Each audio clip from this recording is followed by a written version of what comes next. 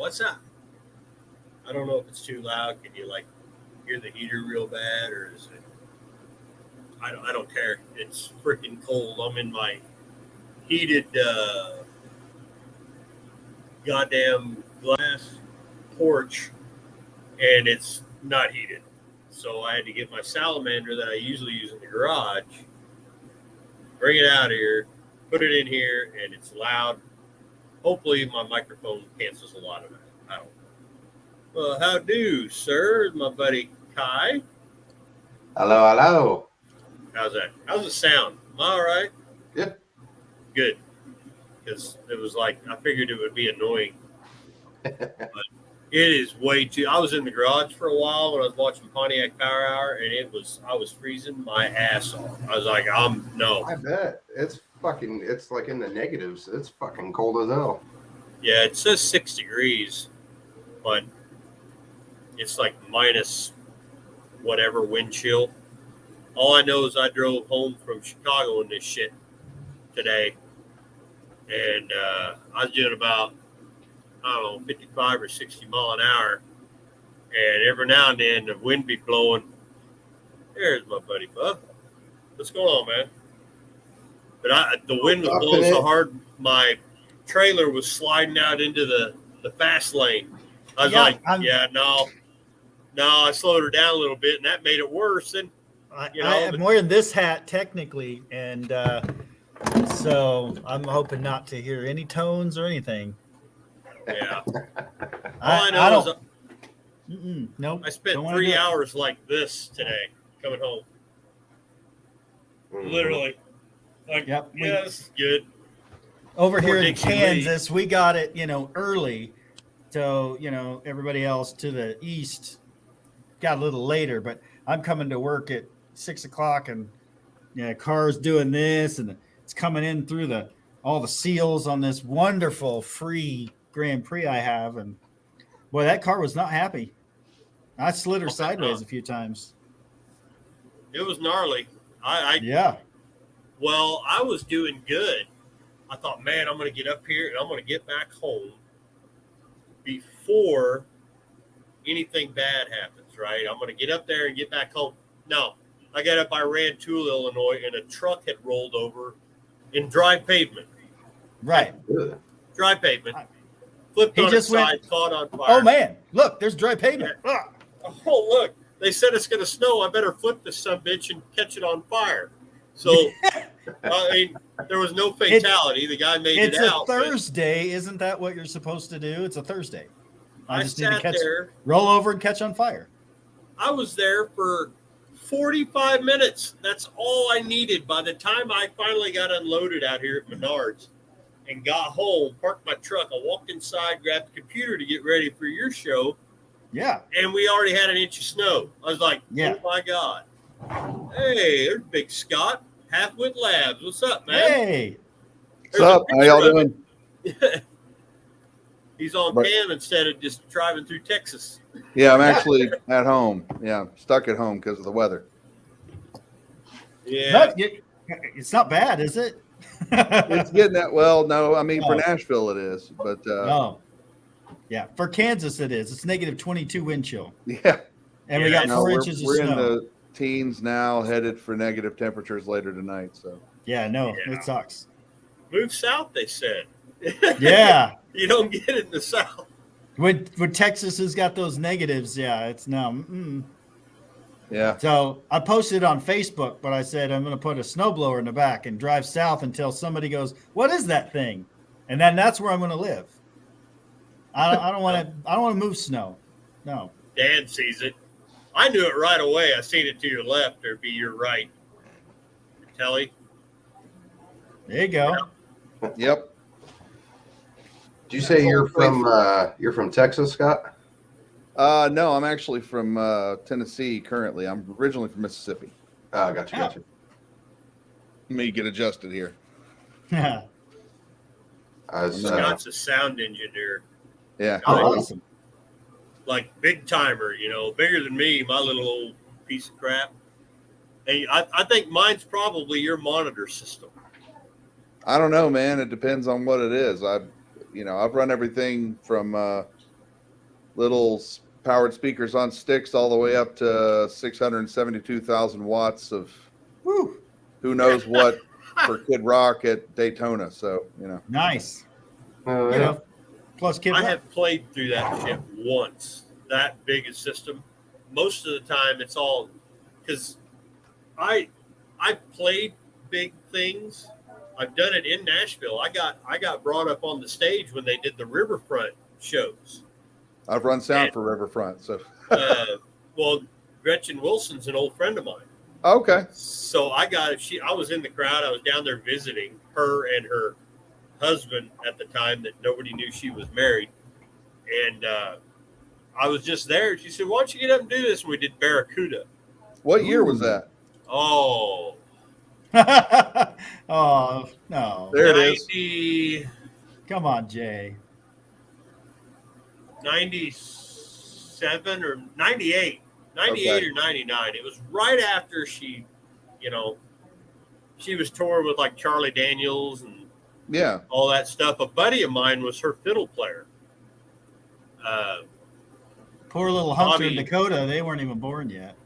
Nah, hell no, they weren't. But I did that. I played the stage. I played at the Bluebird. You want to age me? I played at the Bluebird. Me and an acoustic. They had a cancellation, and I was just there. I'd go down there and do studio work off and on. And they called me up and said, "Hey, you want to do those originals?" It was me and God dang it, the I've not heard Australian of God guy. dang it. No. The Australian dude, Keith Urban.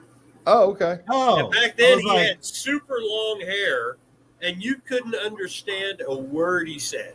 But when he sang, it sounded phenomenal. I mean, he's just a killer singer. He was like, "Oh yeah, bud, we can get to play some of that country music, eh? Show him from the Bobby, blah blah blah." yeah, I'm going to play it on the Bobby. That's But the it was weirdest thing. such a- Man, I'll tell you, the weirdest thing about Nashville is you never know. It is Yeah. crazy. I was running sound at a country club here for a private event a couple of years ago, and speaking of Keith Urban, him and Nicole Kidman showed up. They were there, and I was like, Yeah, okay.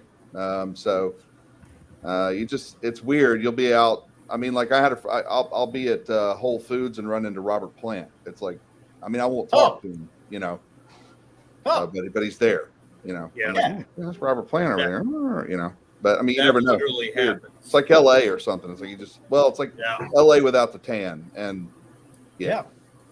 so Oh, Yeah, Austin's had- here too. Cool. Oh, hey, what's up, Austin? yeah, Austin, yeah. I've had, God, who did I all run? I ran into so many people down there just walking through Ernest Tubbs.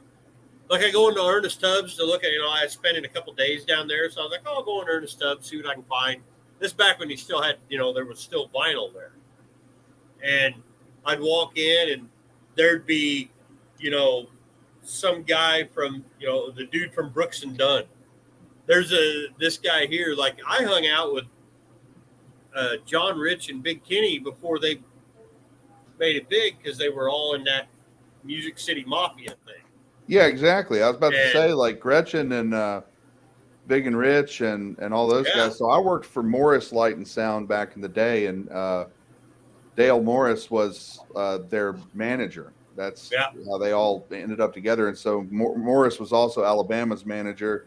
He also eventually owned the Fontanelle, which was Barbara Mandrell's old place, turned it into a concert venue out here. But wow. So that's who I worked for until he sold it to another company called Solotech, right when COVID happened. But I don't blame him. I mean, I think he's in his 80s. He was probably like, I'm done, But that's where I worked, and so that was all part of that whole crew. And there's some crazy stories about that stuff, man. Like, and then eventually Morris managed, or Morris Light and Sound. Our biggest client was Kenny Chesney, and so that's who I did some work for back in the day. And then but I mostly did festivals. I was like the festival captain. I didn't tour as much because I started teaching at the university or whatever. And so I did, but in the summers, man, I'm talking like CMA Fest and Daytona Country Superfest. And I've driven a golf cart backwards on Daytona on the Yeah, we tried to get it up on the Oh, it didn't go so well. It kind of went and like went back down on the flat part, but I did drive it backwards around the track on day. That's how good that's how we go YouTube to right catering. there. But he needs a YouTube because that's good YouTube. I do have a YouTube. I just never have time to do anything. Well, I don't know how to edit. So I have a partner in crime named Byron. Mm-hmm. We call him Barn because he's from Texas, and that's how they say his name down there. They say Barn. Hey, Barn. Yeah. But so he just got married, and everything over the past 2 months has been leading up to this wedding. I just got back from Texas doing that, and he does most of the editing. He's a lot better at it. I'm trying to learn how to do it, but he does most of that. He does all these crazy jump cuts and stuff. But if you do watch any of our videos on the Halfwit Labs channel, all the music on there is it's all Byron and I do all the music, and it's mostly me playing guitar, and so he records it all, and that's all of his gear and some of my gear, and so all the music on our channel is original, and we do it all ourselves. That's how you beat the copyright right there. Yeah, you do it yourself. As Kevin Gilbert put it, I got a head full of songs. It's none of them have lyrics, but I can spit out a riff in like 10 seconds. It's not a problem. Yeah. You know, are you the same way I am though? If you didn't record it, you wouldn't remember what the hell you did. I'll sit there and be jamming. I'm like, oh, this is awesome. And then I'll go 2 days later, I'll go, I should have recorded that. Yes. Yes and no. But I also have another problem that once I learn a song, like once I learn it the way that I want to play it, I can't, it's in here forever. And also until I have a problem too, that once I kind of work out a song, until I record it, it's all I can think about. So it has I have a problem where it's like I have to offload what's in my head before I can come up with something complete new. I mean, like I said, I can pick up the guitar and start riffing on whatever, but like a complete tune is a different story. I don't know. That's, little touch of the OCD there, I think. But in my line of work, you have to have that. You can't hook up millions of dollars worth of sound equipment at a giant concert with 85,000 people out there, and you forgot to plug in the one thing, so now it's all screwed up. You're going to keep your job for exactly 5 minutes, and then be fired like yesterday. So it's you have to, and that carries over to the stuff I do with working on cars and such and wrenching on stuff. Byron gets on to me because I'm way too anal retentive. Like when it came to his truck, he's like, it's rusty. I don't care. This part, whatever, throw this other thing back on there. I'm like, no, it has to be this, but that's the way I'm with my cars. But at the same time, like, budget can be a limiting factor. So, right. Trust me, I know that right now. Yeah. I haven't drove Blanche yet this week because I've been driving too much, but JB was asking how the Ford's coming. The Ford's great. That thing starts, it's a little, finicky in the cold when you first start it up. I got to adjust that damn choke, but my main concern right now is that the Javelin is still down. And I may be able to fix that here pretty soon. I may or may not have got a Summit Racing card. Oh yeah, I'm already there, dude. And it's already hurting me. Yeah, I'm looking at it. And the app, the app doesn't help you. Yeah. The app, you're sitting there like, I don't know, wherever you are, and you're like, oh yeah, I just thought about this thing. Let me buy some stainless steel brake clips for $30, and it adds up. And the next thing you know, there's this stuff showing up in the mail. And my wife's going like, what is all this? And I'm like, hey, but when I see those Summit boxes, I'm like, woo, Yeah. What'd that just say? So how's the Ford going, Irish? Yeah, it's good. You just got a project too, didn't you? I just got a project too. He got one of them tell us Mustang about it. Things. Well, I bought actually the wife, she bought me a Christmas present. It's a 2002 Mustang GT convertible SN95 New Edge Mustang. Did you save it? Did I save it? Yeah, because they like to veer into crowds. Did you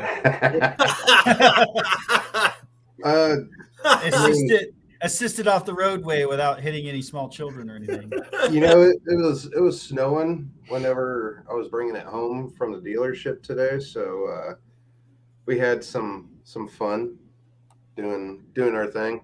When I got home, I went up to the church parking lot and whipped a couple shitties and went home and parked it. In the church parking lot? Yes. Yes. That seems reasonable. Yeah. Must have been a Catholic church. I mean, I did go to T-Town, Yeah, that's my hometown. That's yeah. I used to do it in their parking lot too when I had my old Celica. I used to go whip reverse shitties in the parking lot in the wintertime. Yeah, my big thing over there was in the society. Grew up where I grew up, we had the society hall, and they tore the building down and they just made like a parking lot that's right in front of the damn Catholic church. And there's these great big poles that are stuck in the ground like 3 foot. And they got rails on them that everybody can park on. They can either go to church or you go to the ball game. There's a little like a little league thing there. And we got in all kinds of trouble when I was a kid there. Matter of fact, that's where I pulled off the what the hell's that movie with all the hot rods back in the day? It was American Graffiti? Yeah. I got the idea. I probably shouldn't say this on the air, but because they don't know who did it. But me and a buddy of mine, statute of limitations should be good on that, I think. Me and a buddy of mine, Carl, the city PD had a old Caprice, 4-door Caprice, and this guy would not leave me the hell alone. He would show up at my house. We know he was out there, running that car around with that Mustang I had. Well, my buddy Carl was a little bitty fella. He's about 5'5", 5'6", and he crawled underneath that car and wrapped a log chain around the rear end, left about 20 feet of slack, and then wrapped it around one of them poles. And I went sliding around this corner doing about 90 mile an hour, just ripping, tearing, freaking smoke just coming out of this Mustang. And he went to put it in drive and took off to come get me. His lights on that rear end come right out from underneath that car. He never did figure it out. He come to the house. He goes, "I know you did it." And I said, "What the hell are you talking about? All I did was I just, did a little." At that time, we didn't call it drifting, but I was just sliding out around a corner, and I seen your car's ass end go about 20 feet in the air and slam to the ground. He goes, "I know you did it," and they never did. They never did get me for it, but it was funny as hell. But we had a cruise route, Oh yeah. And it was from in front of the church, and you went down. It was like a mile cruise route that went through an old KC hall that's still there, and they ended up putting an island in the entrance of that KC hall because of me, because I would jump the tracks and get my car sideways and hit 3 gears sliding through this thing into this parking lot. And they ended up putting a big island in there because the people were complaining, and I didn't care. I never once, not once, wrecked my car doing stupid shit. I don't know. I was a good driver. It was like I was born to do it. My dad would give me shit, and he'd say, "What are you doing? I'm tired of getting the cops to come to the house and all this stuff." And then he'd go, "Did you really do a donut through the state police parking lot?" I did. I can honestly say that I've never wrecked a car doing dumb shit on purpose. I have wrecked a car doing drunk shit. That's not fun. Oh, I've wrecked cars doing dumb shit on purpose. Same. 125.8% carried the field. I like that. I like that 0.8%. Yeah. The only time I ever wrecked that Mustang was a deer. I hit it about 100 mile an hour on Salt Creek Hill. Kai knows what I'm talking about. And then I left this bar that's not really that popular anymore. It was called the Midway. And I was taken through the country, and I may or may not have been thrown a few back. And all I did was I missed my turn. Allegedly. So I slowed down, and I was just backing up to back into this road to take off and go the opposite direction. I backed over a freaking culvert and ripped the radiator out from underneath it. Yeah, that's fine. I drove it home. It'll buff out. I was like, whatever. It'll Overheat, be fine. see if I care. I drove a 79 280ZX turbo into a whole bank of trees at 137 miles an hour. Oh. Hey, that'll... Damn it. Wake up. It ripped the whole right side of the car off. I bent the steering wheel over when I hit and darn near pushed the brake pedal through the floor. So that was... I got out and ran. My fat butt ran 4 miles from that car wreck to my friend's house and called my dad at the time. I was like a teenager. He kicked me in the backside so hard I lifted off of the ground. But we had built that car together, and I ruined it bad. I drove a 87 S10 4x4 over some railroad tracks at about, I don't know, 60, 70 miles an hour and missed the curve on the backside of the railroad tracks. So I just went off in a soybean field. That was fun. The cool thing about that one was when I was in the air, I turned around and somehow managed to look at my friends in the car with me. And one of them was holding a Dr. Pepper. And I distinctly remember the Dr. Pepper coming out of the top of the bottle, splashing on the roof of the car. And then my friend in the back seat, who was Indian, like from India, was trying a dip for the first time, and I watched him go. Oh God! Gross. So then we got the truck buried, and my friend spilled Dr. Pepper all over himself, and then J10 was very sick. So, it was one of those weird moments. I guess your adrenaline kicks in, and you're just like, oh boy, just like one of those things. But I mean, the front wheels were just, it was toast, man. I ripped the suspension all out of that one. So yeah, when I say I've done dumb stuff, absolutely on purpose. There you go. So I can't. I'm trying to the last do watch it on my phone and still do it here and do the comments over here and anyway.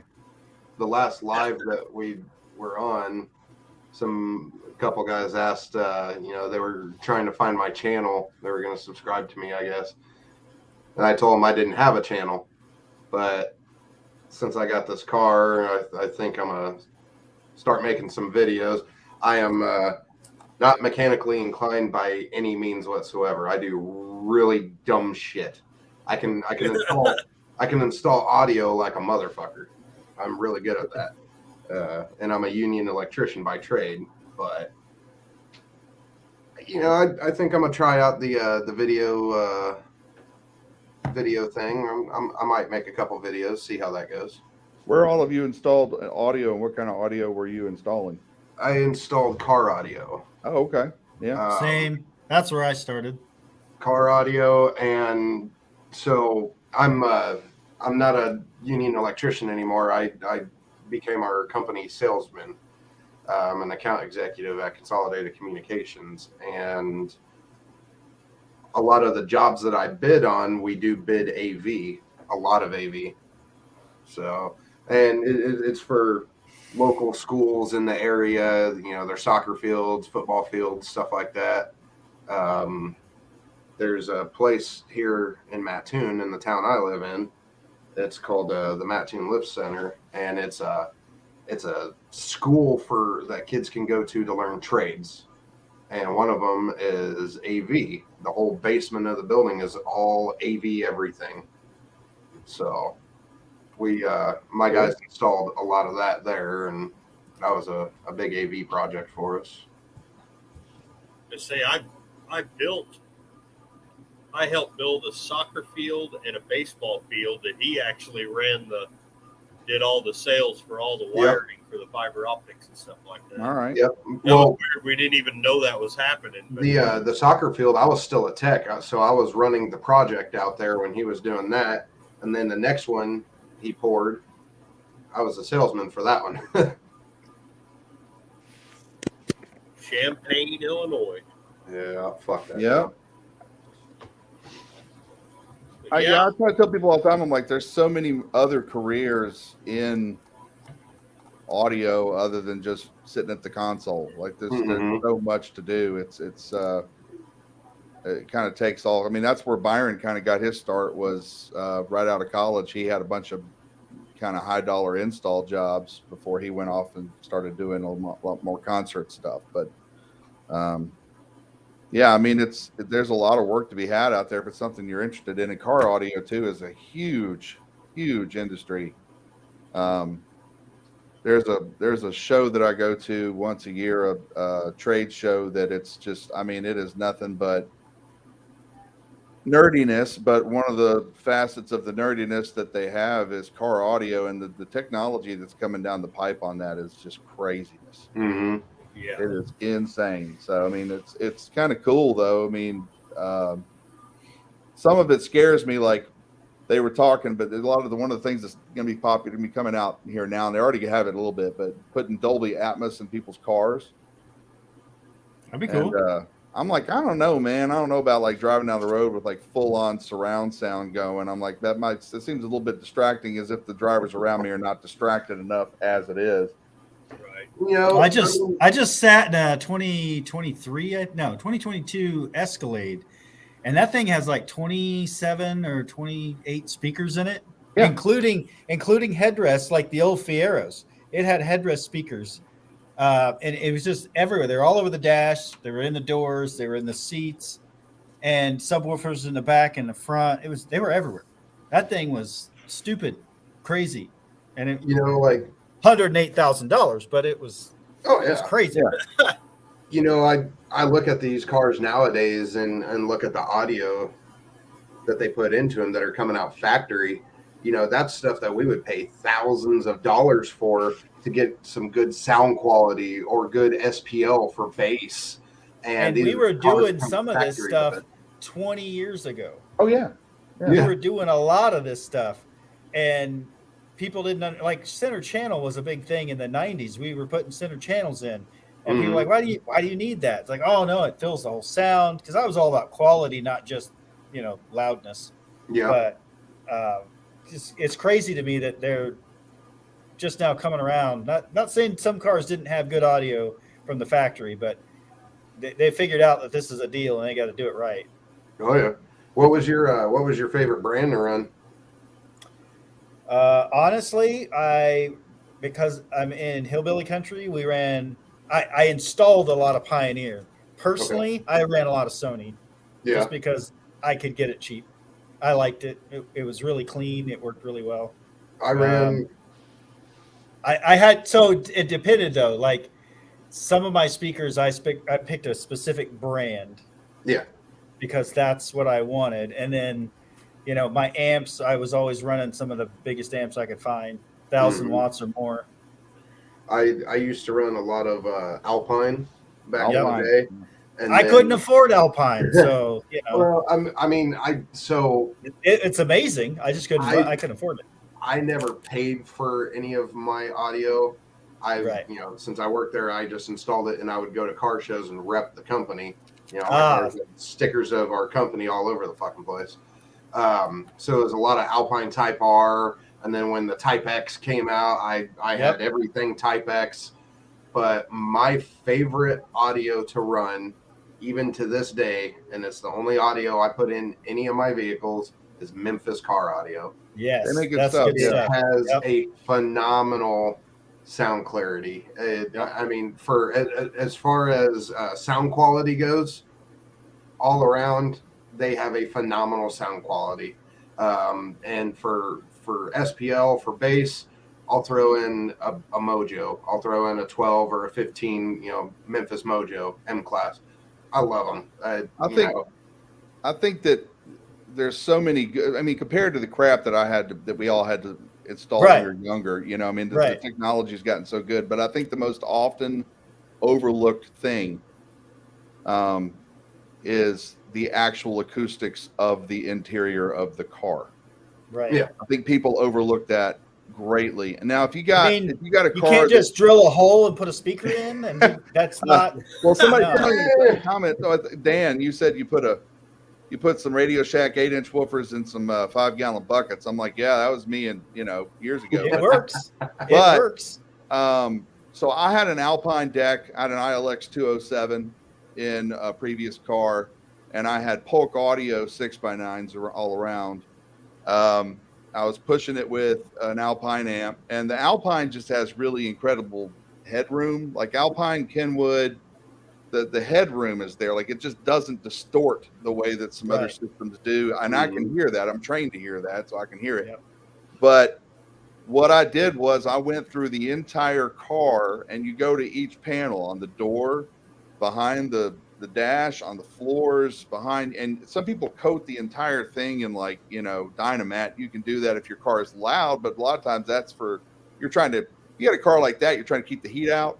You're trying to, you want to hear the muffler. Like, if you got the right kind of car, you want to hear the car sing. You're not trying to listen to stereo. Stereo's secondary, if not tertiary. Like, so, but in this car, it was my daily.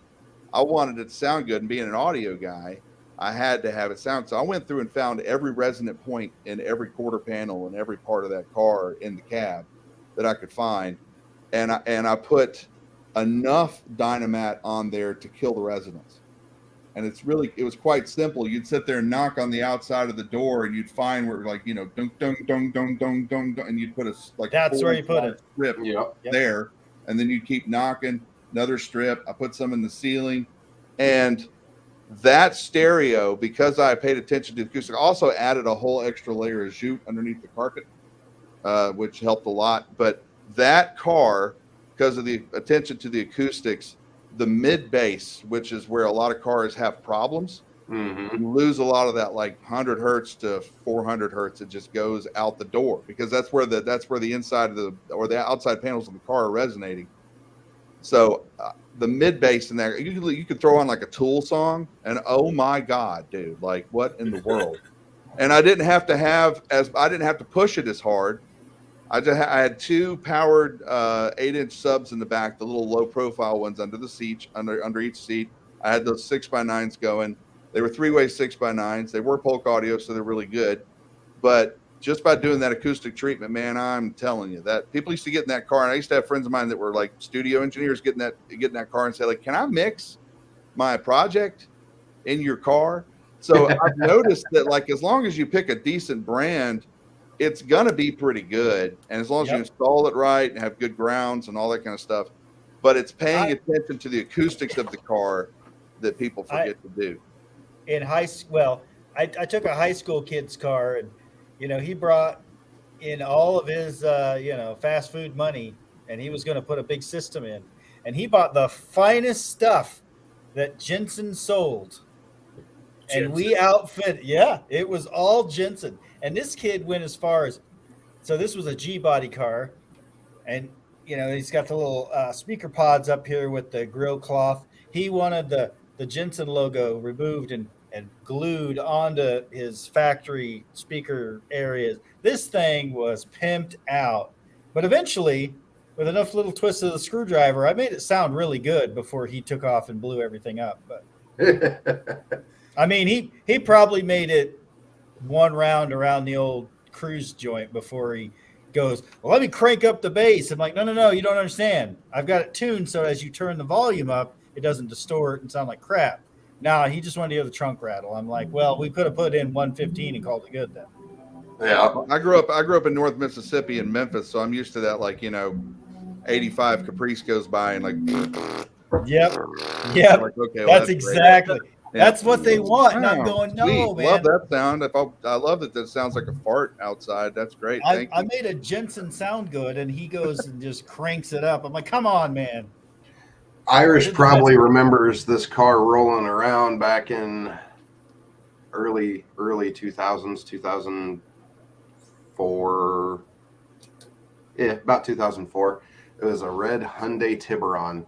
big, gaudy chrome fucking rims. Had the catback exhaust. We installed the system. It was all kicker. And I built a sub box for it. It was all fiberglass from the trunk up to the back of the seats. The whole back seat was gone. It just went right up back to the back of the front driver and passenger seat. 2 subs, 2 kicker L715s, the squares. Shattered the back windshield. If there was this old hotel called the Econo Lodge in Effingham, and this kid would back his car up to there, and it would have so much bass that it would crack the windows at the Econo Lodge.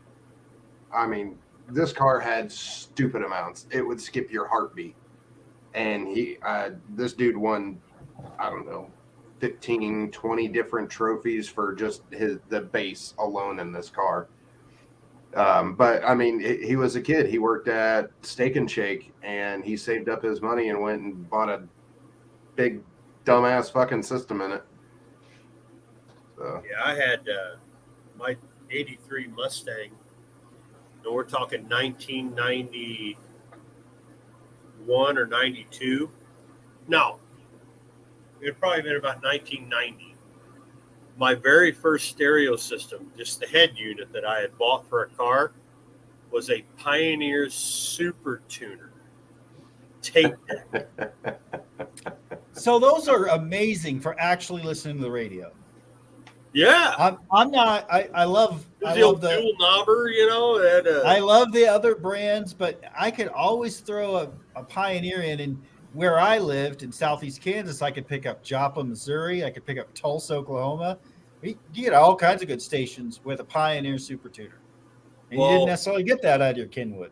Irish, did you have the big cassette bag thing with all the stuff in it? Oh yeah, I still got it in the garage. The hard case, you got the little. Oh yeah. No, mine was a zippered up hard case with like a million delays in it.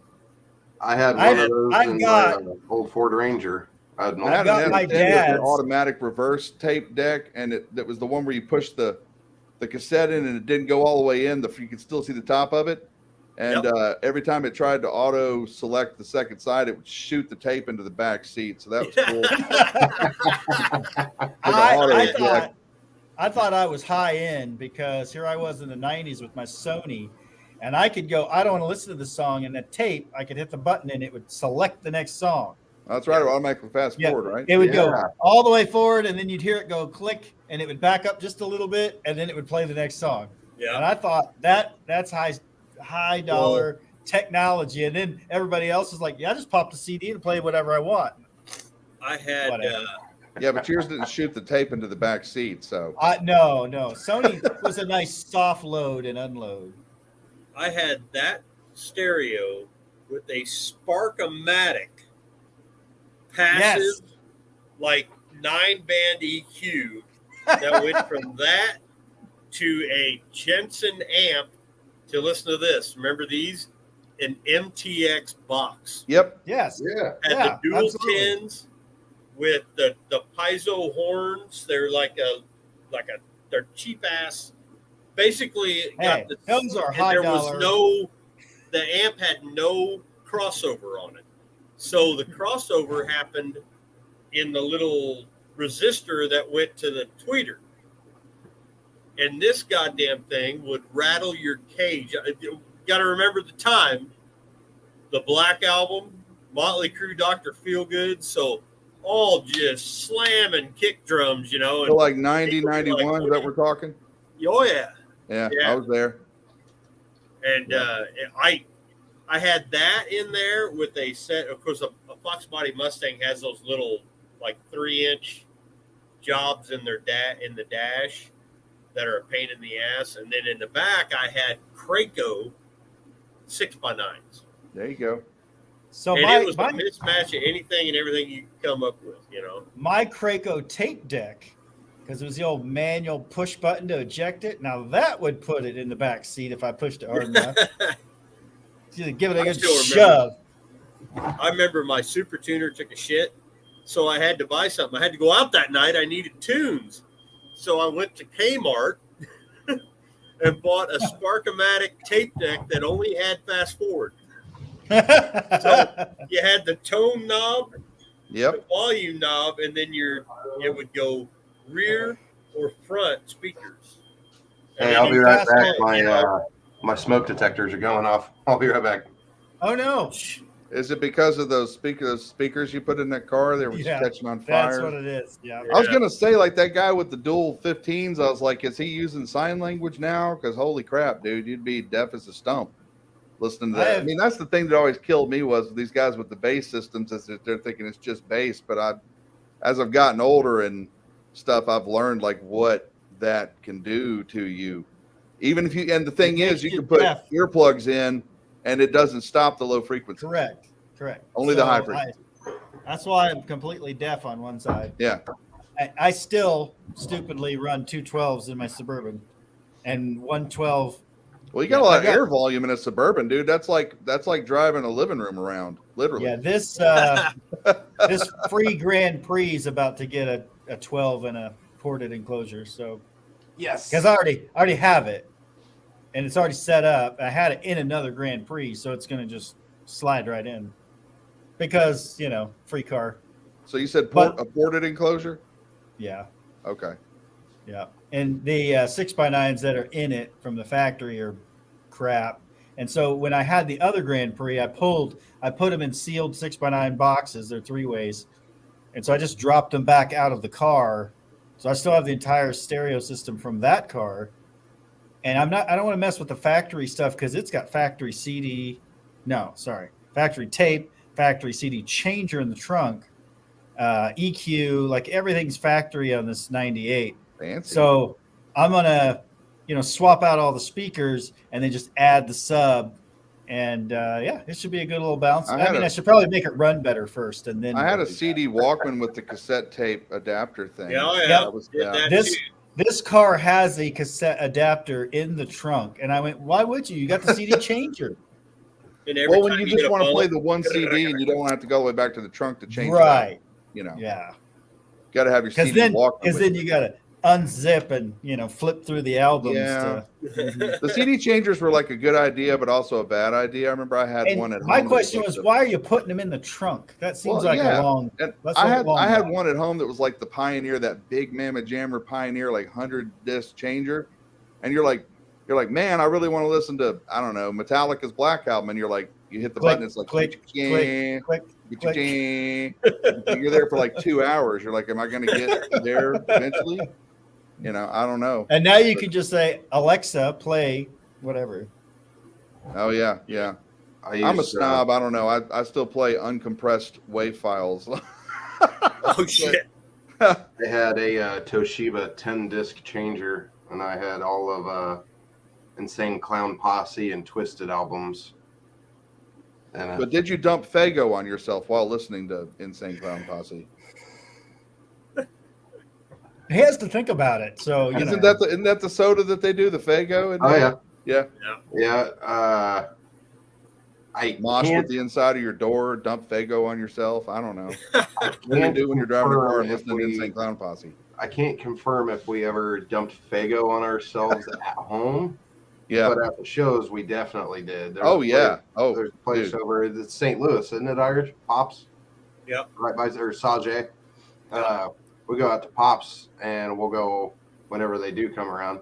We'll go watch them with the rest of the fucking dipshits that listen to them, and we act like a bunch of juggalos, and go do some really dumb shit while we listen to them. It's pretty fun. I've always wanted to. I've always wanted to talk to like ICP's like road crew. Like, what speakers are you running that can just get Fago dumped all over them night after night after night, and it's okay? Or what kind of console are you running at front of house that you just get Fago dumped all over it? I'm like, holy crap, man! That's got to be a thing. I mean, it's bad enough when they shoot off those freaking confetti cannons. We had that happen in the rain, and I spent 3 weeks at work digging stuck confetti, paper mache stuff to the inside of the subwoofers that was dumb. But it's like or like doing a gig on the beach. You're digging. You're still like vacuuming sand out of your road cases. Like 4 years later, you're like, oh yeah, that one beach show we did. The dumbest thing I ever had to do with one of those was I had to build a boat fill system. So we were doing a gig on the beach and they had boats pulling up, and we had to build a system on a barge that we could float out there where the yachts were, and fire off delayed from the main speakers music. Oh God. So I went out and built an entire separate PA system on a barge, and then we floated that out there. That was special. And the cables were running across the top of the water on buoys, like floating above the water. Oh, there's no shock involved. Oh no, I wasn't even out there. I just made sure it worked, and it got on a little dinghy and was like, "Okay, I'm out of here." You know, we just strapped everything down, and like, if it was the system we got for us. Like, if it falls in the water, you're like, eh. Yeah. What's funny is I own that system now because it survived that and several other shows, and then I needed a pretty substantial stack splay and pray rig, was what I call them, where you don't fly them; they just stack up like trap boxes. And it's a EV Torex system, so it's about 32,000 watts of. How much 4K do you need before your eyebrows melt off the front of your face? But if you tame it down and you do it, I mean, it'll move. Those double 18s will move some freaking air, and I got 6 of them, so it'll do it to it like Sonny Pruitt. See, I've got my whole system that I have. They're PV SP4s on the top because that's really well familiar with those, man. And I'm from Mississippi. All my subs, I've got a set of dual 18 cabinets. They're JBL, old school JBL, like 80s JBL. And then I've got full set of size Earthquake, Sherwin Vegas, and 2 juniors. Yeah. All of them have PV Lowrider Pluses in them. And, I'm sure you're familiar with Behringer. Before they all got sued out of their minds, I have one of the hard ones to find. I've got that 12,000, and it'll run 2 ohms. Yeah. And for these little shows, I mean, Kai knows. These little bitty shows, we'll run that crap. Oh, God. We'll run that crap full, right at 0, all the way across. By the end of my metal show that I get done with the band I play in Black Swine, it'll about make you puke, Yeah, that's not fun, guys. I don't like any of this. The same as Kai is. So we're not there yet, but we're getting there. Yeah. It is windy as fuck here. And today's not a cold day that it's supposed to get cold. I'm actually worried about the wind because my truck. It is today because I work in the driveway. It doesn't fit in my garage. Oh man! So it's sitting under a tent. I had to batten down the hatches today. I should show you all a picture of that. I don't know. Can I do that? Is there a way to do that? Just on your phone. Let's see. There's a way, but I don't directly know. Yeah, I don't know how to do. Good Lord, this is getting fancy. There's things happening. Yeah, you can hit share screen in the present thing. Yeah, that's what I'm trying to do. Yeah. There's the new ride. Nice. Complete with a Blitz body kit. I was going to say I like the body kit. It's kind of different. Oh, it's coming off. Trust me, I understand. I'm just saying it's kind of different. It would catch my eye. I love tuner cars. I'm all about body kits and aesthetics. On a Mustang, not so much. Right. I am going to run the sailing kit. I'm going to make it a sailing tribute car. Nice. And I'm going to run the sailing kit on it. That's cool. I got to go take my dogs out real quick, so I'm going to mute myself and turn my camera off real quick, and then I will be right back. Okay. Scott, I've actually got a set of original JBL 4520s. Oh, wow. The dual 15s with that big ass scoop that come underneath them. They're like first wired. Yeah, I've got a set of those. We redid them. I've got those. I've got four 4332s. That sound right? They got the 12s. Yep. With that great big ass 4-inch horn. They're a monster. We don't use them very often. They're just too much for a damn club. But they were original. Yeah, seen that. Where's that at? Been again. Oh, yeah. There you go. Oh, hey. Yep. That's going to be a good time. That's awesome. Well, I can't figure out the share screen function. It's kind of giving me all kinds of fits, but see if I can hold this picture up anyway. I had to batten down the hatches today. This is where I'm at currently, which is kind of dumb, but it's what I got. So let's see if I can get that up there. Oh man. Oh yeah. So that's what I did today to try to get it safe enough. Yeah. So the whole cab is sitting back in that silver tent back here, and then that's the frame sitting out front. And then I just got I actually took a deck chain and weighted down the tent, the tents with it. So I took deck chain and just put it along the bottom so it wouldn't blow away. Even if the deck chain weighs more than the whole tent. But just trying to protect what I got, because I've got quite an investment in that truck, and it doesn't fit in my garage. And beside which, my driveway is like that. So we do everything over at Barnes' house because it's the only place we can work. Speaking of Barn, did you see what he wore to his wedding? I know I sent it to you, Irish. Look at the shoes. Oh man. So he's dressed up like Ron Burgundy. Look, he shaved it down to a mustache. Jesus. And then the shoes. And he came out in the Channel News 4 news team thing with the sunglasses and the whole. I was like, dude, you went for it. This is where I'm at with Papaw truck right now. I don't know if you can see that, but that's the front end. I got goodness, that's hard to do. So I got frames been stripped all the way down, powder coated.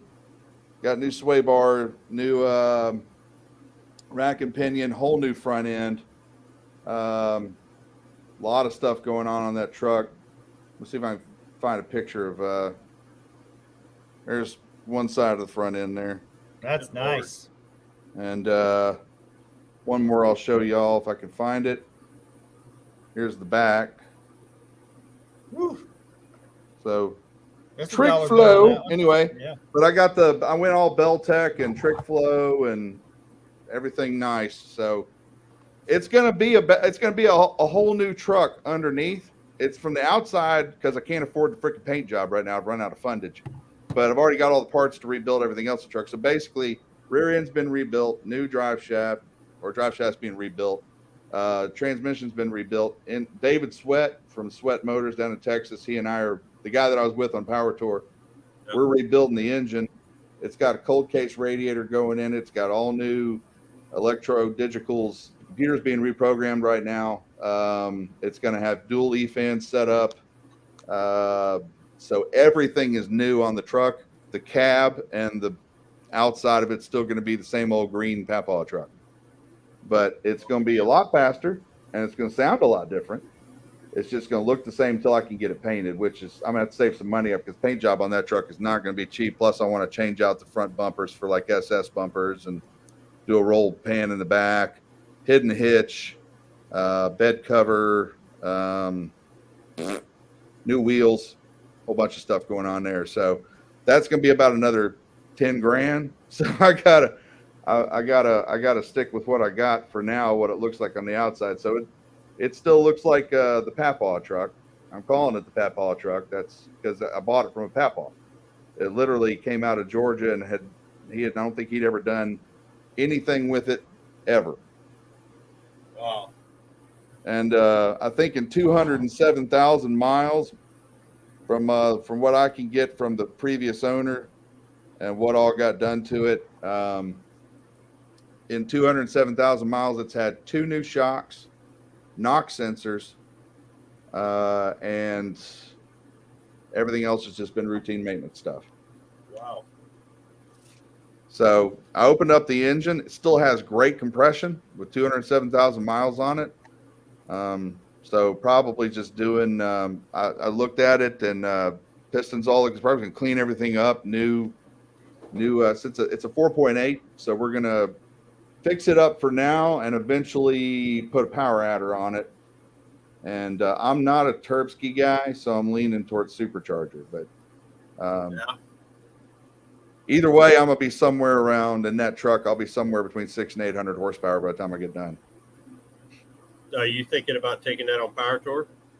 Yeah, so I'll be driving it in Power Tour this coming June, whenever they've announced the dates and stuff. And it's in what I'm calling Papaw version 2.0 configuration, which is also the project make Papaw truck less bad.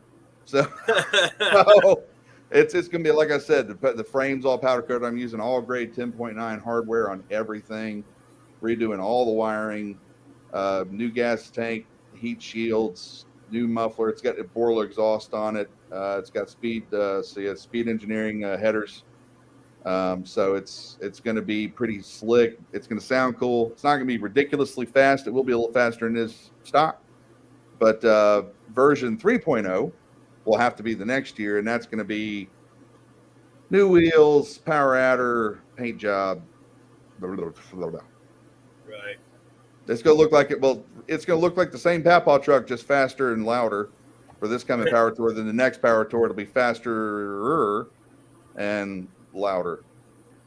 Yeah, I'm not sure. I imagine that Power Tour is going to start in Atlanta. They may stick with the original plan. They usually started where they stopped. They didn't do that last year because it actually stopped right up here in Champaign. Yeah, I was there. Yeah. And they didn't do that this year. We started in Memphis. Me and Nick Manti were there, and there were people passing out because it was like 1.5 million degrees. Yeah, I no longer call it Hot Rod Power Tour anymore. I call it hot rod power sweat. Thank God I was late for freaking. I mean, we were late for Nashville. Thank God. Yeah, I just want to make sure I got something with a working AC. Well, that was the problem when we were in Byron's truck last year. We were in the Big Vern truck, which, if you're not familiar with that one, it's a 92 C3500 long bed crew cab. Nice. With a 454 on it. It is 24 feet long, weighs 9,000 pounds. Nice. Big truck named Big Vern, named it after his grandfather, Vernon, who he got the truck from. And it was not running. We went down to Texas, got it running, but we never got around to getting the AC. We tried to get the AC fixed. Didn't work. Crapped out about 15 minutes into the first day. Both of us ended up, because the heater core was out and the vent air diverter stuff wasn't working right. So me and Byron in the front seat ended up both with like heat rash on our legs because it was just blowing all that hot air from the 454 straight through onto our legs. There was no way we could do anything about it. Yeah, and this Power Tour was it was hot, buddy. It was hot. It was we took a meat thermometer. A girl and a guy walked by my Javelin and said, his whole spiel, 1974 AMC Javelin. And a guy next to me had just put his meat thermometer in that car. I wanted to see how hot it was actually in that car. That was in basically Birmingham, Alabama. Hoover. It's hot there too, man. And he put that meat thermometer in my car, just like right on the console, 145 some degrees. Mm. And when you got moving, it wasn't so bad. But as soon as you come to a stop, man, Florida was no brainer. We walked in, we got our shit stamped, and I was like, we're going to the beach. We're done. This is too damn hot. It was brutal, buddy. People were waiting to get into Nashville for like 3 hours. Where did we run into you at that gas station? Do you remember that? That was Florida. Yeah, we were standing out there. We ran into each other a couple different places. We were waiting on the pumps to open up, and it was like 9 bajillion and a half degrees. Well, remember, there was a backup on the interstate, and then we were all headed to Florida, and when you turn off and you go south on that road, I can't remember what it was, we all stopped at that gas station right there. There was cars everywhere with their hoods open, and that was the first picture that your boy and his old lady got, the pictures of the Javelin. And we met you down the road then again when we was all headed to Atlanta. and that's where I passed a CJ5 that was on it. A friggin' CJ5 with no top. Yeah, big burn. I remember that. I got pictures. I got on video like right after they. Nice. Yeah, that's a huge truck. Yeah, no doubt. It's got the full dinner plate hubcaps on it. That's what I always liked about it. Yeah. You see that in the picture there. Yep. She's factory. factory. Yeah, it's a long truck, man. Was that 91? I muted my mic because I was dying for a second. Is Big Burn a 91? 92. 92. I was close. I know you said it, but I forgot. And this is my favorite. This is what I added to it. Yes. Yeah. So it had a custom dashboard I built out of wood because the original dashboard was completely rotted and it was so expensive to get a replacement dashboard. I just built one out of wood. I did some cabinetry is what I did. But it worked out okay. Trying to find, I have a picture of it somewhere. This is the guy it was named after. There's Vernon. Oh, cool. So that was Byron's grandfather. He drove that truck forever. He hauled his RV with it. That's why we named it after him. We were elbows deep in that truck every day. We had to drop the fuel tank in Memphis. Yep. I remember that because you text me and you're like, fuel tank had to be replaced. The whole inside plastic liner came apart driving through Jackson, Tennessee because the construction was real bad and the roads were super bumpy. So we had to replace the fuel sending unit. We had to blow out all the lines and one of the Tibby injectors. That was a mess, dude. And it was so hot in Memphis, we were just dying. Well, at the same time you were doing that, I was fixing the bearings in the Javelin. I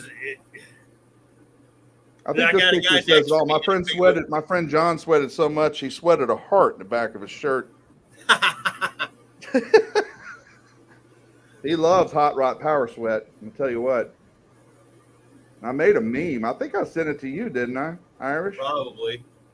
That one where I was like, I survived hot rod power tour, whatever. It was miserable. I don't know where I put that. I'm gonna find it somewhere. If I can quit choking on life. Yeah, I don't know. I can't find nothing in this phone. You know what? Where is it? You put pictures in these phones and they just go like off to La La Land somewhere and you never see them again. Am I the only one that feels that way? They go to the cloud. Yeah, but then it's like leave it in the phone. You know, I can't find them. They're just gone. I don't know where it went. Anyway, I made a cool meme with me face down on a hotel room bed, just passed out, and it said, I survived hot rod power sweat. It was hot. Yeah, it was. This year, yeah, I don't know where that meme went. If they were going to have it that far down, Zeppy wants to go again, but he wants to take the Ranchero. And Amber's neighbor had all the air conditioning stuff for that Ranchero. So I'm thinking about sticking it on there. Because I'll tell you what, I can handle heat, I can handle it all, but not for 2,000 miles. I was just done. Bit melty? A little bit. I got home. I haven't put the video out yet. And I got home and I sat out here in the front yard and you just see me and I'm trying to take a picture. Every day. Yep. Every day. Like we were working on that dang truck. And you know, I knew why Byron was so determined to get that thing through. But of course, Jada was riding with us, his now wife. They just got married, but she didn't know why I was pushing, you know, he was pushing so hard to get that truck through Power Tour. She's like, we don't have to push all the way. We can call it a day. And he's like, no, I have to. And it's because he had made a little plaque that said, will you marry me? And he was going to ask her on the last day of Power Tour to marry him. And by God, he'd even worked out this little phrase where he was like, now that you've proven you're a long hauler, how about we do the long haul together or something like that? And he had this little phrase worked out. So come hell or freaking high water and me dying and him dying, we were going to get that stupid truck through power tour so he could drop to a knee right there in front of God and everybody at the, yeah, here it is. I found there's the plaque he made. Yeah. And then he, right in front of the Motor Trend entrance. They got, Awesome. I can't do that. Engaged there. And, yeah, so I mean, there you go. Yeah. We get a picture.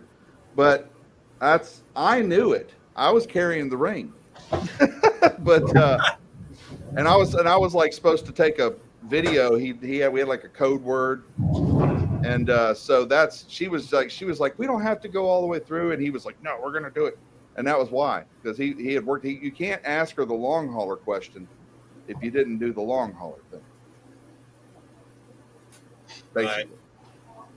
So we died, but he got engaged and now he's married. And we're gonna do it all again next year. Probably not getting the married part again, but you know, my truck has AC, so he can die over there. We're gonna be in 2 trucks this year. I'll be in my papaw truck with my AC going. Matter of fact, I will make sure the AC is charged up and functioning properly. I haven't bought a new condenser for it. Yeah. I will make sure that sucker is working good before anything. If they decide that it's going to be closer to me this year, but I doubt it, I'm sure it'll be down there. I may bring 2 cars. I may bring the Ranchero with me and Zeppy, and then Amber, she likes to do stuff with her mom once in a while. So I said, well, you guys can take the Javelin, you know, once I get it fixed and get what the about AC. the VW? The VW is in pieces. I haven't had a chance to get to that thing yet. The damn engine's torn apart underneath the workbench. Which is my where truck's in pieces. I'm just hoping I get it all put back together by May. So. Yeah. I'd get rid of that VW motor and just drop a 350 SBC in it. Oh, sure. LS, swap it. Oh, now. Yeah. The thing will be like this everywhere it goes. Let's upset all the, you know. Well, they got that new LS motor that Blueprint's making that's half an LS motor. It's right. an that little 4-cylinder. Yeah. Yeah. It's one half of an LS motor. It's just one 862 head and half a block and the coils, and it's half an LS. Yeah, that was supposed to be like a workhorse motor. That wasn't. And then they're like, you gave how much torque to a 4-cylinder? Exactly. Yeah, we want one of them. All the torque. Yeah. I want all that in my little sprint car, you know. I'm gonna put that in my Honda. I'll put it in Meep. I ain't afraid. I got a little CRV. I'll call it I was already planning on making it a CRV8 at one point just for shits and giggles, but I'll put it in there, man. Meep is my little Honda CRV I drive to work and back every day, and I call it Meep because when you hit the lock button, it goes Meep. So there you go, Meep. But do you know what CRV stands for? This made me giggle. No. When I got the car, I took out the owner's manual and opened it up. CRV stands for Convenient Runabout Vehicle. No kidding. That is absolutely what it is. Huh. Now it's got enough body roll that don't stack anything in the back. It's going to fall over, but it's and it'll go 0 to 60 in some amount of time, probably by tomorrow. But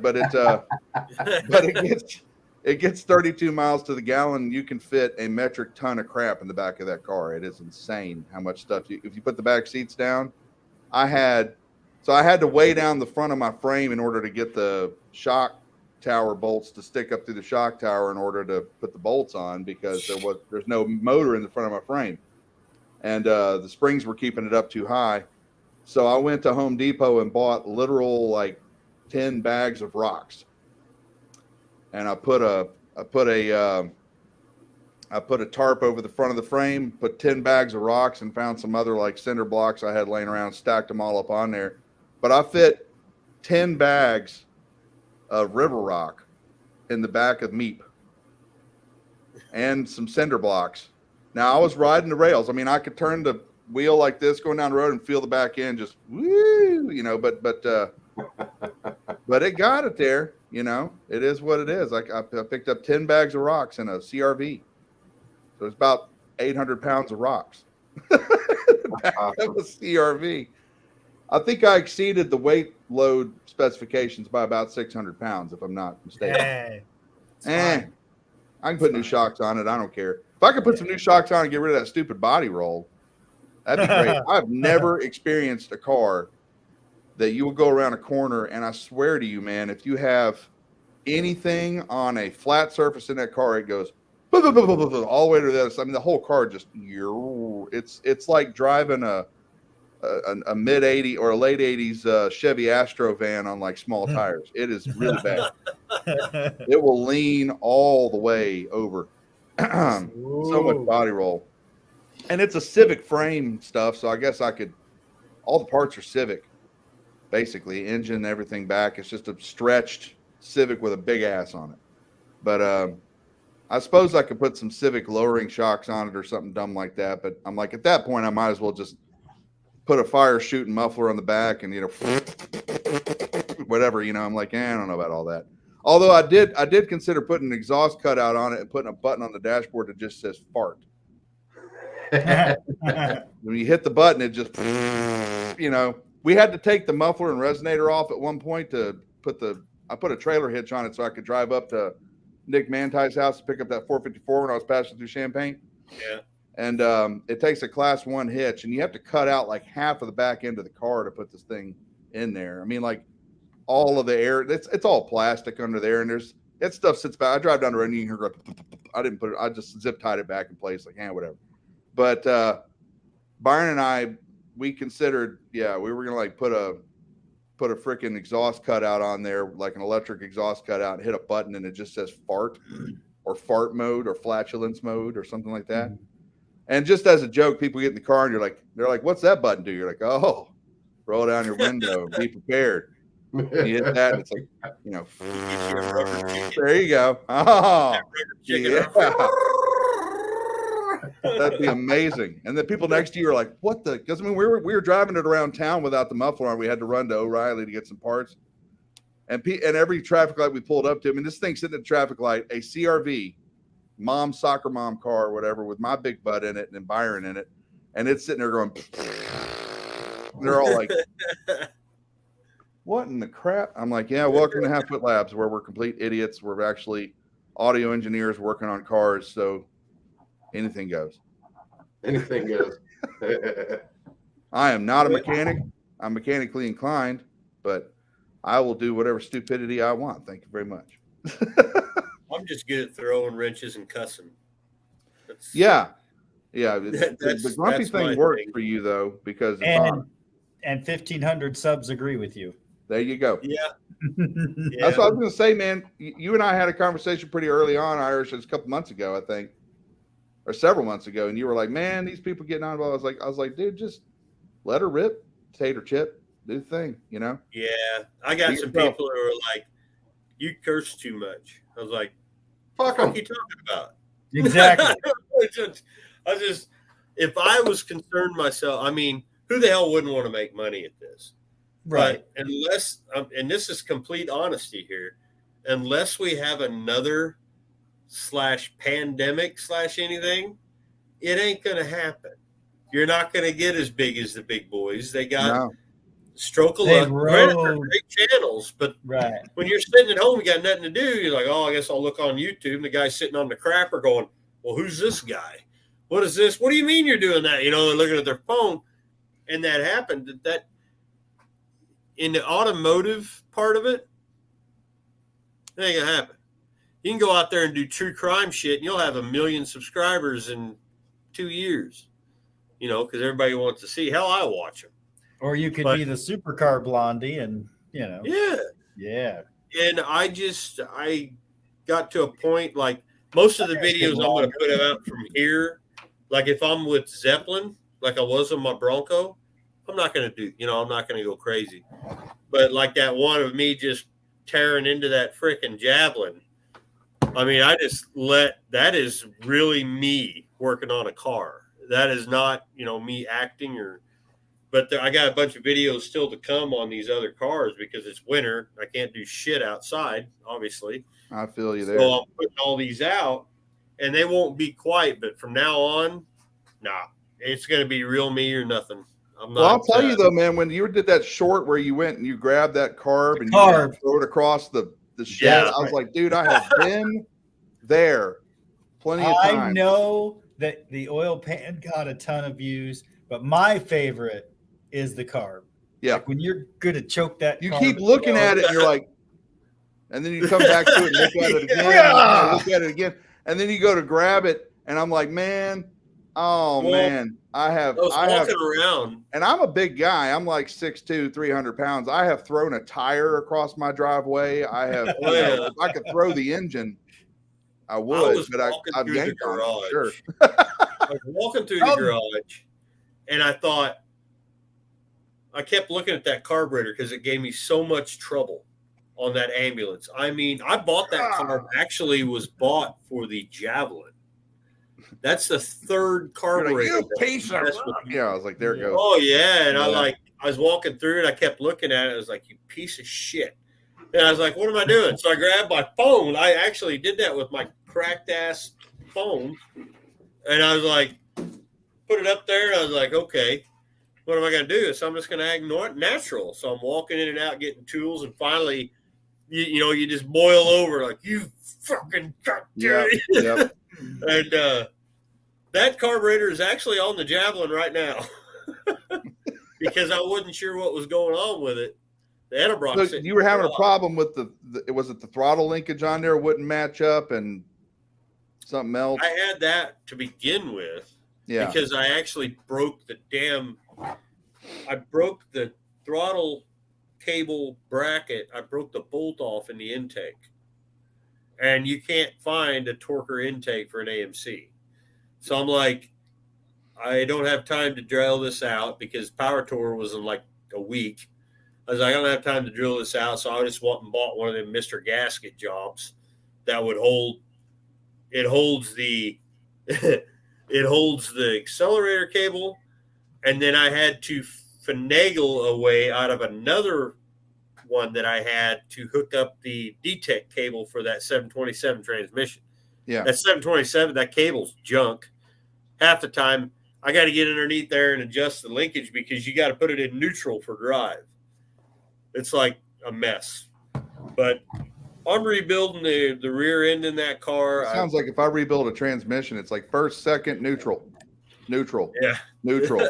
Lots of neutrals. Yeah. You go from fourth to neutral, and that's it. You're done. Yeah, or first to four neutrals. That's there it is. I'm gonna rebuild the rear end in that car right, believe it or not, because you put it in gear. Even in Power Tour, you put it in gear and it clunk because it was garbage, and I had to fix it in less than What's a day. in there now? It's an AMC 20. Okay, but he messed up. I bought one of those lunchbox lockers for it, so it had posi track. And because the spider gears were garbage, and at that time, you couldn't get a damn thing. You could not get anything. I was just going to put regular new spider gear set in it. I didn't have to touch shit. Drive the pin out, replace the spider gears in it, put the axles back in it, and I was going to go. And that's not a run down to the junkyard and there it is kind of thing. Yeah, but not with an AMC 20. I mean, that's what I'm saying. Like with my truck or with Byron's truck, being a GMT 400 or GMT 800 Chevy truck, I mean, they made, even if it's not a C3500, they made millions and millions of those trucks. So it's like you go down to the junkyard and you're like, I remember I needed what was it? It was some switch on his dashboard. It was the headlight parking lamp switch on his center, on his control, whatever, on his dashboard wasn't working. We went down to the junkyard and we're like, yeah, we need a switch for a GMT 92 GMT 400. And they were like, what color? They had like 400 of them. Do you want gray? Do you want black? Do you want? I was like, wow, okay. So, I mean, you can go down and get a 14 bolt rear end, 10 bolt rear end, whatever you want. They're just piled up. There's a place in Kentucky that I go to called Bowtie Boneyard, and all it is Chevy truck parts. Wow. I mean, just a crap ton of them. And all you do is you just go to his Facebook page. He'll post up whenever a new truck comes in. What do you need off of it? I got my dual electric fan set up from there with the wiring, with the stuff to plug into the computer, with the little module that goes into my fuse panel, all of that, the whole setup. All I have to do is go into the program in the computer and turn the electric fans on. That's it. And it came out of a Yukon. Wow. And I mean, he sold me the fans, the wiring, and everything for like $106. Wow. Yeah, I don't have anything out here that's. No, they don't have like AMCville. You know, that's not happening. I don't have anything out here that's easy. The only thing I think that I got out there that'd be easy is my Cutlass, because it's 72 A body. Yeah. I mean, the Dodge truck. Yeah, I mean, still but everything's weird. I mean, how many AMC Javelins how many did you see, Scott, on Power Tour? There was like me, and there was two other ones that weren't on the full trip. Like you and one other one, I think. Yeah, it was like a 73 or something like that. Yeah. And then the Ranchero, you don't see them anywhere. You know, it's but that AMC 20, now I can get the spider gears for it. So it'll be one wheel peel, but at least it'll be doable. Right. Because it's not a race car. I may or may not be putting a little bit more cam in it. Oh, maybe. But it's a 304. What are you going to do? You know, they're just a torquey little motor. There ain't much you can do with a 304. I happen to have a 401, but finding pistons for those is like, you know, you don't even want to know. Pistons are $1,000 for that motor. Well, that was the thing when I bought that Papaw truck, is everybody's like, oh, it's just got the 4.8 in it. And then I started doing my research and find out that the 4.8s are flat top pistons, higher compression ratio. You can go with thinner head gaskets and get even more compression out of it. And you can boost the absolute living crap out of it because it's an iron block with, you know, aluminum heads, LS 4.8. And it's like, those are easier to work on. The parts are cheaper, and you can boost them more than a 5.3. And it's the same block as the 5.3. It just has different pistons in it. Yeah, Dan, the 401 is actually the same block. Ish. But it's just a stroke and bore and all that crap. So with AMC, the parts kind of came from a lot of different companies, though, right? It was like Ford, Chevy, everything all around. They had a GM ignition system. These are just messed up. Some of them had a GM ignition system up until a certain date, and then they started putting the Ford, in them, Duraspark, and then, you know, the one that I'm redoing the Dizzy for the Javelin. I'm taking that HEI out of there, and I'm putting the original distributor back in it with a just electronic ignition setup inside it, because that HEI is just, I don't know, it works. It's just it takes up a lot of room under the hood because, you know, it's a pain in the butt. Plus, that's part of the reason that that happened. You know, it destroyed the freaking drive gear. So I'm gonna, as soon as I get a new cam and lifter kit that allegedly might be on order. Allegedly. Allegedly. You know, you get a Summit card, and what years was AMC making the Jeeps? I know it was late 70s, the early 80s, right? I didn't even know that. It was early 70s and up until the CJ7 went to 86, and then 87 started the YJ Wrangler, which was still technically AMC. I was about to say, because I had an 87 YJ, and it had a Pontiac engine, it had a Ford rear end, it had a bunch of other random stuff in it, and we used to have to source parts from other. Like, I remember at one point we needed a new transfer case, and it was the same transfer case out of a 4-wheel drive. What was it? A Dakota or something like that. It was, or whatever. So it was not everything was all hodgepodge together. But at the time, it was Chrysler. But it was sort of AMC. I think when they fully changed over, is that like when they got rid of the 45-degree roll bar in the back and went to that full shoulder strap, rear end, weird looking bar in the back of the YJs? That would have been like 90, 89, 90. 89, because I got an 89 and it's got the full bar, but I had an 88 and it did not have it. Yeah. And then in the 90s, they started the one that went all the way to the back. It went from the windshield, and then they used to just come straight down to the back. Now they went all the way around, like covered the entire back of the Jeep. I think they did that in 90. Yeah. 90 or 91. I liked my YJ. A lot of people they're like, it's square headlights. I was like, yeah, but it's easy to work on. Parts are cheap. But they ran a lot smoother down the highway. Yep, absolutely. It's a thicker spring. Everything about the front suspension was better. Same look. I mean, you could take everything from a CJ and put it on a YJ and vice versa. But, the YJ was a far better. Mine was torquey, man. It was geared ridiculous. You could put the front tire on a tree and just drive up the tree. It was insane. We've got an 89 out here that's a 5-speed 258. That's what I got it off Kai. And I've been working on it off and on. I finally got that sucker tuned in. You can drive it around like nothing. Yeah, I traded I had a Caddy limo that I traded for that, and I thought it was a really good trade. Nope. It wasn't. Nope. Same carburetor that Dalton's SX4 had on it, the Weber, except it was brand spanking new. This carburetor is brand new, but whoever put it on there, the guy that had it before Kai, they messed up the linkage for all the throttle and all that crap. It was a mess. It had barely any oil in it. It's got a rebuild receipt, which he gave me. And I'm like, who the hell rebuilt this thing? It's already burning oil. It's brand new. There's like $1,000 bill for the machine work.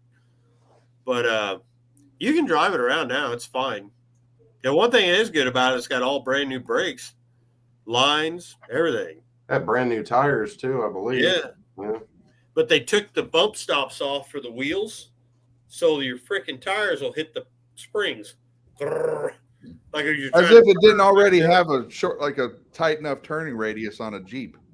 Yeah, I think they were trying to make this into more than it was cut out to be. That fucking thing. When I was driving it home, I met the guy at the local college here in town. We did the vehicle swap. We drove around the parking lot. Everything was all fine and dandy. Manual, and I'm like, yeah, this is fun. This kids will like this. Yeah, this is great.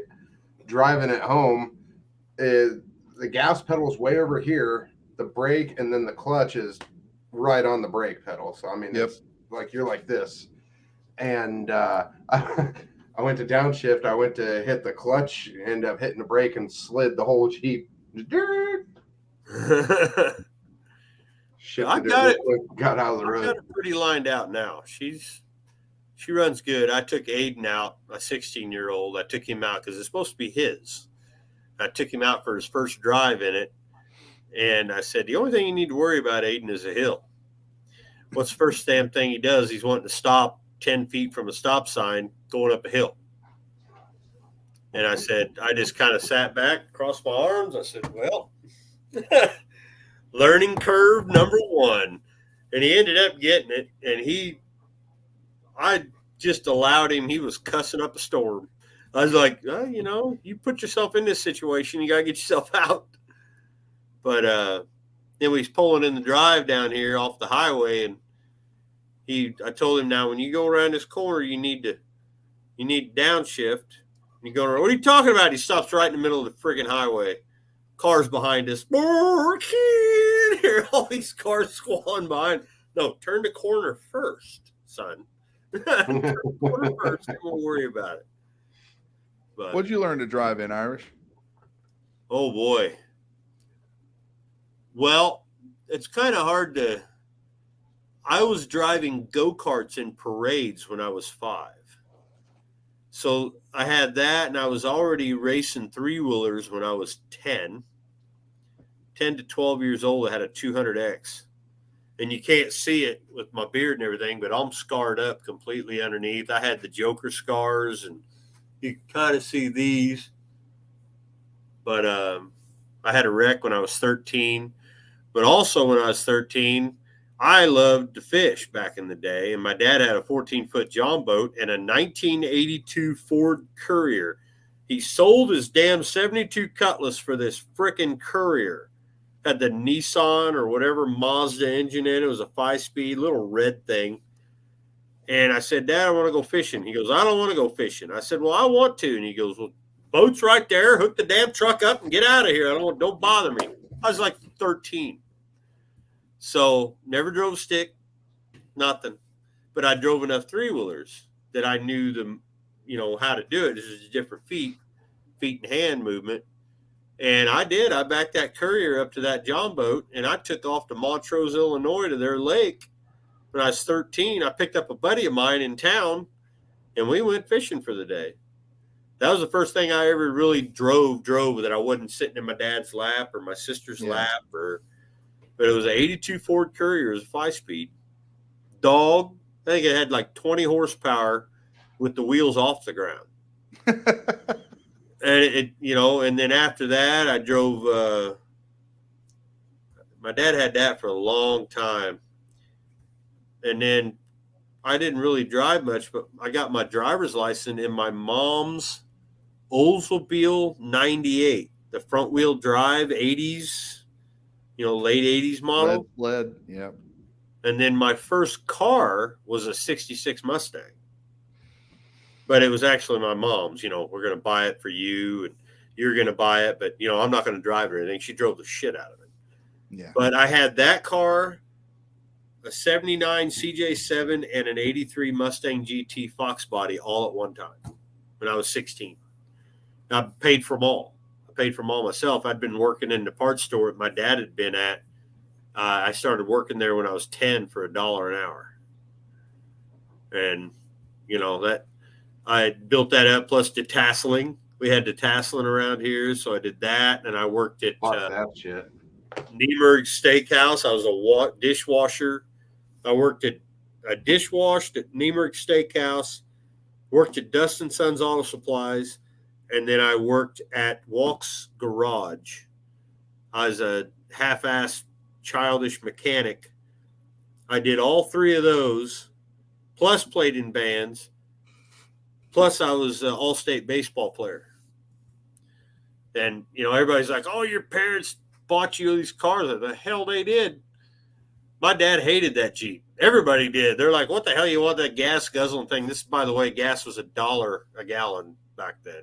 Yeah, I can remember being like 89 cents a gallon. Yeah. I remember putting regular gas on accident in my Mustang. Whoops. What time frame was this? 90, 91. Okay. You got to be about the same age as me then. 47. I'll be 48 in April. I'm 46. Yeah. I've been playing in clubs since I was 13. Yeah. Literally, I've never taken a year off.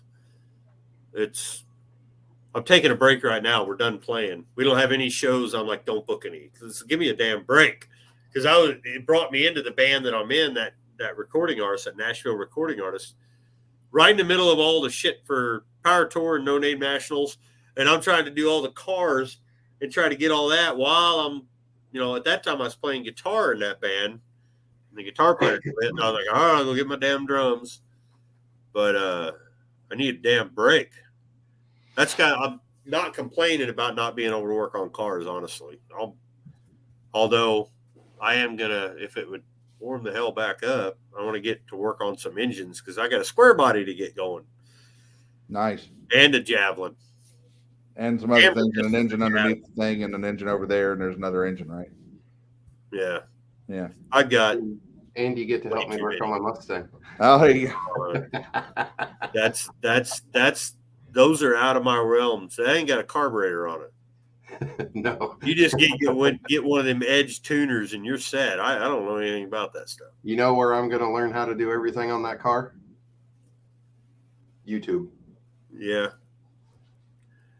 Thing That's is, what we do. That's what we do. What's the first car you drove, Buff?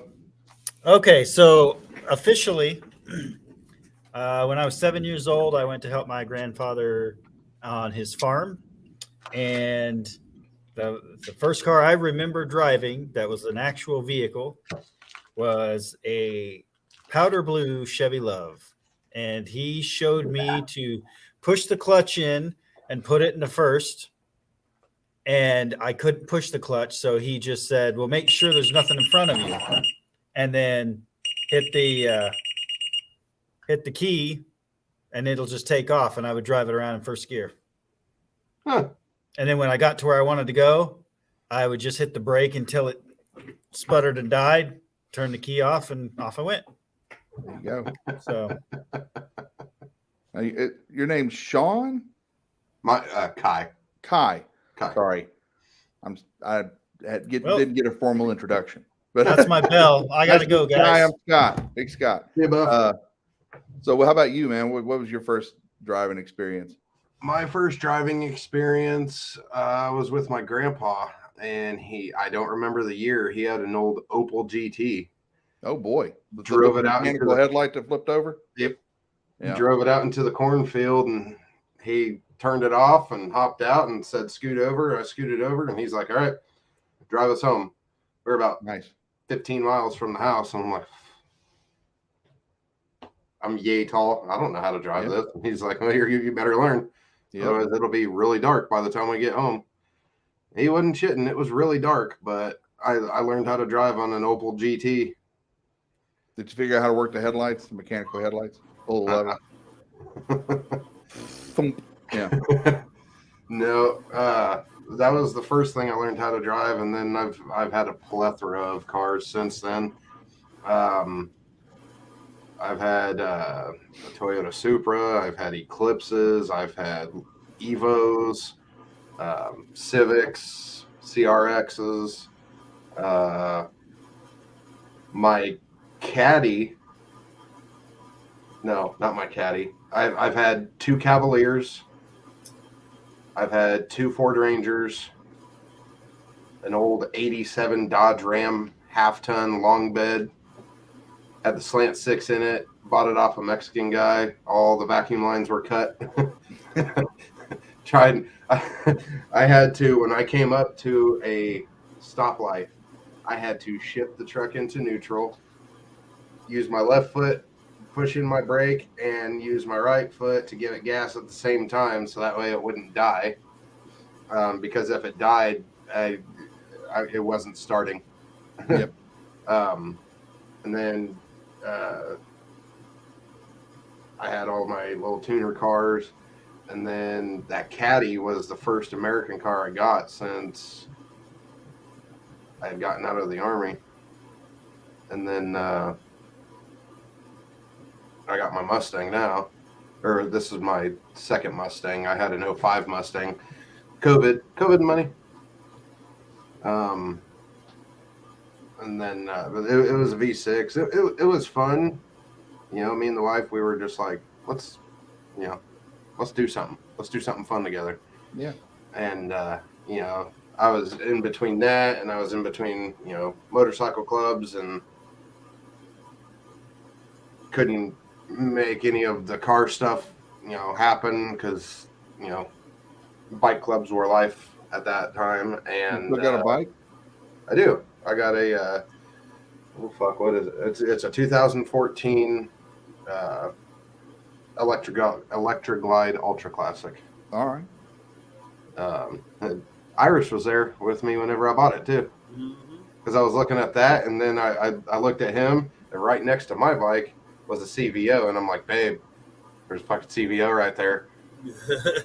It's only $2,000 more, and she's like, get bent. Yeah. Okay. I got an 06 VTX 1300. Oh hell yeah. Byron's got some new fandangled with the Rebel 1100 thing that's all computerized and looks like a spaceship.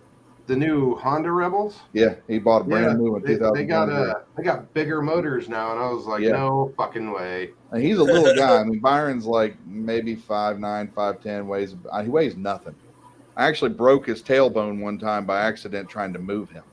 He was standing in front of me, and I was like, Byron, and he didn't hear me, so I just grabbed him by the arms and was going to do like this, and instead I went, yeah, and he just flew over a table and landed on his back. I mean, he weighs like 140 pounds, soaking wet. Yeah, so he's got the little bike, and actually he bought Jada a bike too for their wedding present for her. So he bought her a little Suzuki 250, and I said, why Suzuki? He said, well, that's the one. She just basically looked through a bunch of pictures of different 250 bikes, and she liked the way that one looked, and it kind of looks like a cafe racer a little bit, kind of crossed with a later like kind of Rebel look. It's kind of in between, but it's got a real cool paint job. It's like burnt orange and black and silver. Pretty cool. But my wife wants to get a Harley Davidson live wire, and I'm like, you'll fucking kill yourself on it. Yeah. My dad's got a big old Harley 1800 something monstrosity he rides. He's a retired Navy captain, so I grew up a Navy brat. Retired Army sergeant. Yeah, thank you for your service. Yeah. I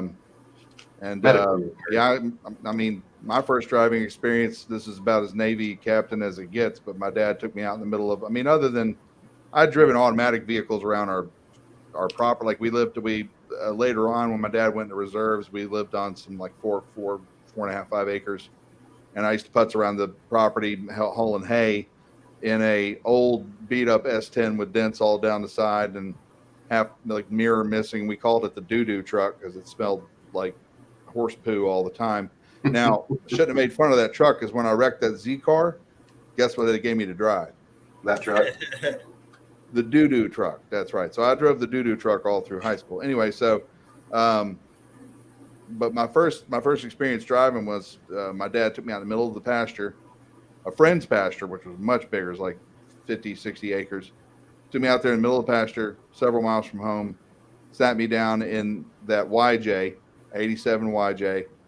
He said, that does this does that does this does that. And he got in his buddy's truck and they drove around. He said, don't come home till you can drive it home. So that's exactly what my grandpa did to me. and an hour later, I was spinning that thing through the mud out there and everything else. Because I like Irish, I had ridden 3-wheelers and 4-wheelers and stuff growing up and dirt bikes. And I also have a big scar on the bottom of my chin, covered up by the beard. But I went through a barbed wire fence because the brakes went out. Anyway, so that scar's down here. Yeah. Well, I went face first because, as you've seen from my other things I've talked about in life, I tend to go face first for whatever reason. I have a theory my center of gravity is somewhere up around here. Because if you put me on like a skateboard, the skateboard goes this way and I'm straight down. So I think the pivot point, instead of being down here like most people, if this is my feet and this is my head, instead of like most people being in the center, it's up here.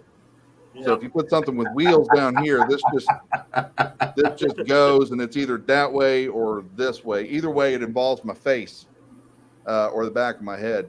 I wished I'd caught it on video. I didn't, but I smacked myself in the forehead with a 3-foot breaker bar about 2 months ago. We were working on trying to break a bolt loose on the front of the engine, and I'm pulling on this breaker bar, and it finally let go. Byron's pulling one way, I'm pulling the other way, and I smacked myself straight in the forehead right here, and had an egg for about 2 weeks. I hit myself so hard I didn't even know where I was for a minute. It was pretty special, but I got the bolt off, and the doctor said the ticks would stop eventually, but it's still going. But anyway.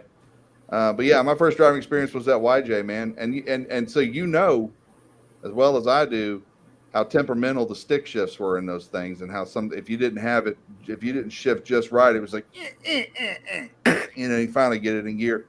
So I'm thankful for that because every other stick shift I've ever driven is cake compared to that stupid YJ that I learned to drive stick on. Yeah. So, and that would have been 1990, 91, same time period. Yeah, that AMC or whatever transmission's in that Wrangler that's out there, that thing, just to try to get it first in reverse is a son of a bitch. Yeah. Oh yeah. You're And just The grind red until one? you find them, right? That's but Are you talking about the red Jeep? no, the red Jeep's automatic. I've got an '86 CJ7 out there that was originally a Iron Duke. Yeah. And somebody had swapped it out a 304 automatic. And it's that auto. In all honesty, I could take that motor out of that friggin' Jeep, swap the intakes on it, and have a hell of an engine in that Javelin. But I don't know. It's only got like 5,000 miles on it, that motor. But you can go out there now and just put a battery in, and she'll fire right off.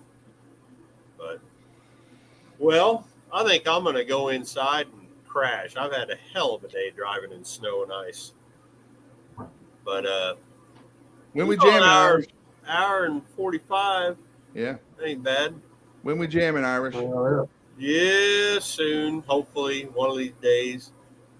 I need to get my ass down to Nashville and visit my spots. I always go to a couple spots. And always go to Johnny Cash's grave and all those. The Carter family graves. And then I like to go to Jerry Reed's grave, stuff like that. So not a lot of people know where that's at. Nobody ever looks for it. Yeah. I'll let you know if I'm doing one of our bigger shows at the school, and you should come down one of those weekends and check that out, you know? Yeah, I'd love to. Yeah. I'd like to go down. We went to see the last concert I seen down there. I took Amber to see Korn, Rob Zombie, and it was a band that Joey, what's his name, from Slipknot. It was down there at the arena. Yeah. And I love that place. Was awesome to see a concert at. Right downtown there, the freaking hockey rink. Bridgestone. Yes, yeah. Bridgestone Arena. So, yeah, I have to do that. It would be a lot warmer than it is now. I ain't driving down there in this shit. That's no. damn sure. I'm not going anywhere for several little while here. So yeah, I'm off until Tuesday now. I'm just gonna relax, right? And but yeah, I'm gonna get on out of here. Merry Christmas. Well, thanks for having me on. Merry Christmas to you. Yeah, Merry anytime. Christmas. Scott, I just subscribed to your channel. Appreciate it, man. Yeah. We'll have some content eventually. I just got to get Byron's butt back up here from Texas. And, you get the honeymoon over, man. It's over. If you want a good chuckle, though, go watch the Honda Hodna, Hodna, Hodna, the series that we did 2 videos on we took a Hodna Odyssey van and fixed it up, and I just seen that video pop up. Yeah. So there's 2 of them. There's some funny bits in there. It's a lot of us just being stupid, but that's normal. So yeah. I'm gonna get some videos made working on the Mustang one that is not blowing fucking Wizard of Oz outside. This goddamn Mr. Heater is on in here. My one I used for my garage that wouldn't heat the garage. It's in this little bitty glass room. Kai knows what I'm talking about. And the glass is freaking froze over. This thing is on like medium. It's hot as hell in here, but the glass is still froze over. So, I mean, that's how blowing it is out there. And you open the door and there's like an inch of that. It's not snow. It's like ice. So, but I better get on out of here. Y'all take later. Care. Be good. Hey guys. Merry Christmas and whatnot. Merry Christmas to everybody. You too. We'll see you. See ya.